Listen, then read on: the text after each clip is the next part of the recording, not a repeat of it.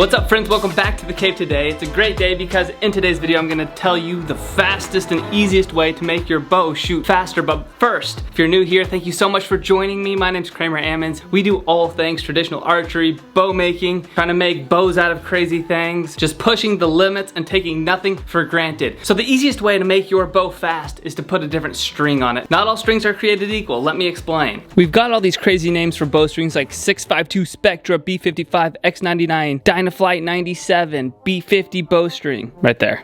All of these bowstrings are made from similar or the same material, just different percentages of that type of material. And what we measure most is the stretch in a bowstring. Because the more a bowstring stretches, the slower it's gonna shoot the arrow. And the less the bowstring stretches, the faster it's gonna shoot the arrow. The reason we don't all just get the fastest bowstrings out there is because they're almost too much like a cable. They stretch so little that if we shot that through a traditional bow, we would have extreme hand shock, and then also the bow limbs might not handle it. So we need some stretch. Stretch isn't a bad thing. Stretch makes the bow much more comfortable to shoot and also makes it quieter to shoot. Most times you receive a bowstring in the mail with a bow you purchase. You're gonna receive a endless loop D97 or a Dynaflight bowstring. We make Flemish twist strings, which is a different type of bowstring that's weaved together, but we make those out of B55 and Fast Flight. We actually don't sell the D97. But for your benefit, I'm gonna test all three against each other so you'll be able to see the speed between what the stock bowstring is versus a custom made one. Before we go test the differences in speed in B55 and Fast Flight, I'm gonna show you the difference in stretch. I'm gonna stretch a bowstring with a winch and a scale on it. As soon as it hits 100 pounds of pressure, I'm gonna stop it there, and then we'll release it back to normal and see how much B55 stretches compared to how much Fast Flight stretches. This is B55, stretch it to 100 pounds. There's 100. Okay, I'll mark this square to where 100 pounds is, and now we'll release the string to resting. 100 pounds of pressure stretched at 2.5 inches. Fast Flight string is next. Stretch it to, oh, there we go, we hit 100 real fast. You'll see it start dropping down. See, it'll stop at 69 because the longer it's at a stressed point, the less poundage it gets because it'll slowly stretch. Mark that line. The lines are in different spots, but these strings may not be exactly the same length. So let's lower this and see how much it stretches. Isn't that amazing? 3/4 of an inch. This is the D97 bowstring, cranked up to 100 pounds. And we'll mark that right there.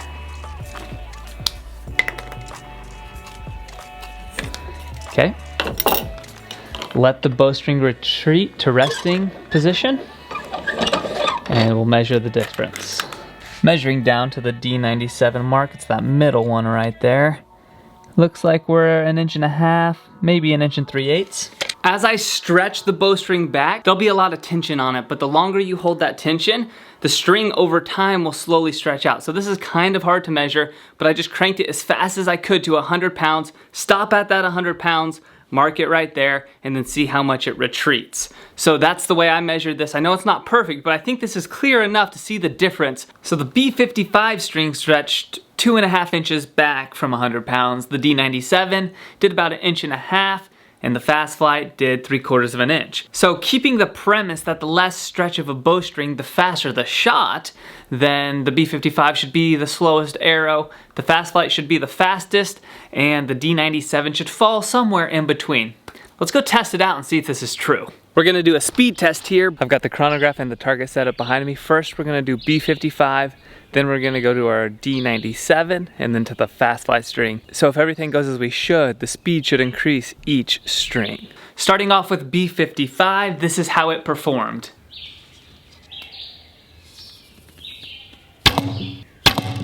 Averaging out the B55 shots, we end with 195 feet per second. I'm using a pretty light arrow. This is about 6 to 7 grains per pound of draw weight with this bow.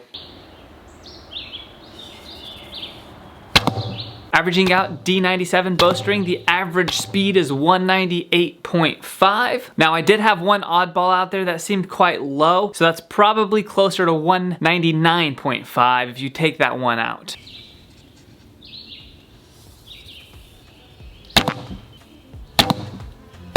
And then the fast flight's average was 205.75. So with this being said, it looks like it jumps about 5 feet per second for each string. So if you've got a B55 string and you want to quickly make your bow 10 feet per second faster, get a fast flight string. Or if you have a D97 string that came with your bow, a fast flight string will make it 5 feet per second faster. There's the facts. That's how you make your bow faster. As always, if you want a Flemish twist bowstring, you can go to kramerambens.com or shatterproofarchery.com. It'll take you to the same place, link in the description, and you can get a custom made, handmade bowstring from us. Also, if you need a custom made, high quality leather archery tab, you can get those on the website as well. If you like archery or this type of video and you haven't yet, go ahead and subscribe. That'd mean the world to me, and it'll allow you to know when the next video is posted. Stay positive, be shatterproof. I'm for you. See you on the next video. Peace.